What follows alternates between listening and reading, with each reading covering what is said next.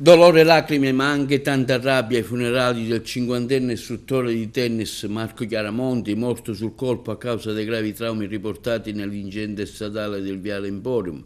La cerimonia funebre si è tenuta nella Basilica dell'Immacolata in piazza San Francesco, alla presenza di un'immensa folla di familiari, parenti, amici, conoscenti e semplici cittadini che si sono riuniti nel luogo sacro e in tanti sono rimasti fuori per dare l'ultimo saluto al cinquantenne molto conosciuto in città.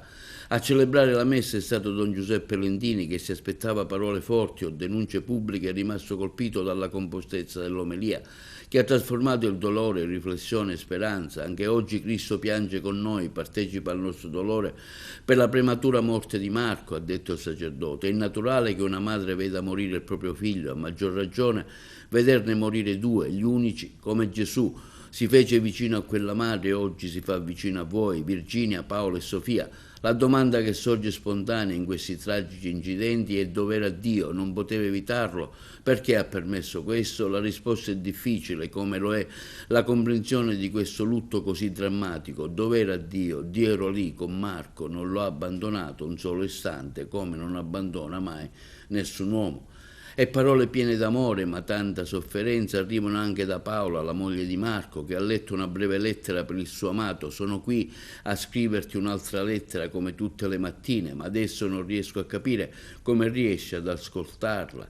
Ti eri impanicato alle parole del messaggio che ti avevo mandato per il nostro anniversario.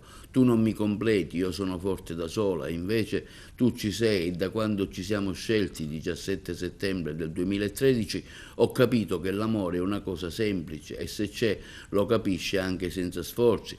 Tu sei nel posto dove abito veramente, tu sai quanta ansia ho, ti amo, io ce la farò per Sofia, Virginia, per tutti e sarò esempio e grazie per avermi insegnato l'amore. L'uscita del feretro è stata accompagnata dalla canzone Le 6:26 di Cesare Cremonini. La bara è stata sollevata in alto dagli amici e salutata con un lungo applauso da centinaia di persone. Le indagini continuano relative alla ricostruzione e alla dinamica dei fatti con i carabinieri del nucleo operativo della compagnia di Agrigento. L'inchiesta portata avanti dalla procura, che quasi per intero ruota intorno alla buca presente sull'asfalto di Viale Emporium, chiarirà se il cinquantenne alla guida dello scooter sia caduto proprio a causa di quella scaffa o se alla base della tragedia c'è altro.